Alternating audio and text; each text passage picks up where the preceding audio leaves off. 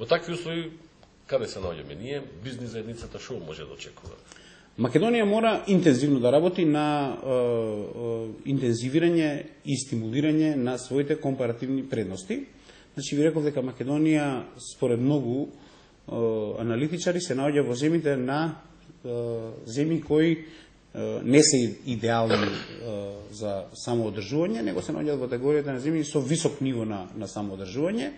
Проблемот е што ние тие своји ресурси тешко би ги одбраниле во услови на апокалиптично сценарио, и во таквата варијанта ние би требало интензивно да работиме на заштита на нашите добра со зголемување на нивото и квалитетот на производството во секторите каде што имаме компаративни предности, особено во делот на производството на храна, производството на енергија од алтернативни извори и производството на минерали, значи она што го имаме на располагање, со употреба на нова технологија и максимално искористување на нашите компаративни предности.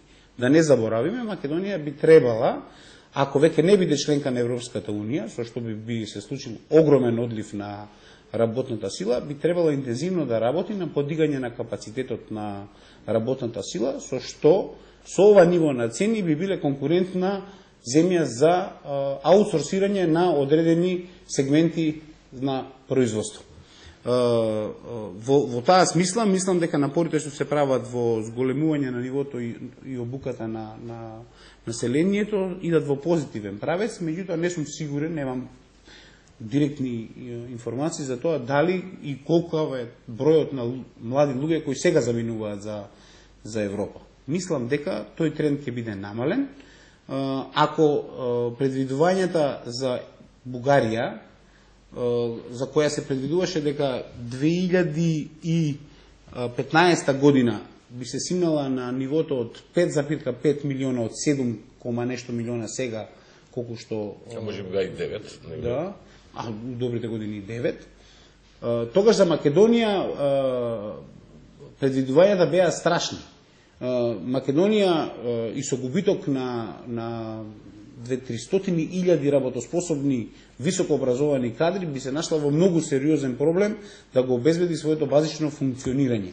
Затоа мислам дека влегувањето директно во Европската Унија, без да се овозможат претходно услови да значаен дел од тие луѓе за останат во државата, би било погубно за Македонија, заради тоа што на крај краишта ќе имате територија, а ќе немате население, кое би го продолживало тоа што државата го обезбедува.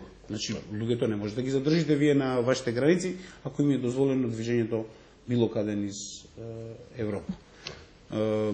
Мене ми е, секогаш кога го отварам ова прашање, ми се префрла дека ова го говорам многу песимистички и на база на предвидувања кои се далеку од реалноста. Така говореа и пред година дена, кога јас говорев дека Европа нема дефинирано своја надворешна политика, нема дефинирано фискална политика, еврото не е базирано на реалната состојба на производството, политичките односи во рамките на Европската Унија не се дефинирани на основи кои реално го одразуваат реалната моќ на земјите членки. А еве сега се испоставува дека токму тоа е клучниот проблем, дека Европа по принципот на солидарност ги покрива своите најнедисциплинирани членки во Унијата. Да не говорам повеќе од тоа дека со своето индиректно неучествување или нечие активно учествување, сега и со учесник на одредени процеси, па сега ние ги чувствуваме грешките што се направени во слабата контрола на фискалниот систем. Да се надеваме дека оние најцрни, најпесимистички сценарија нема да настапат наредната година или барем нема толку брзо да дојдат и воедно да ви заблагодарам за разговорот. Благодарам се.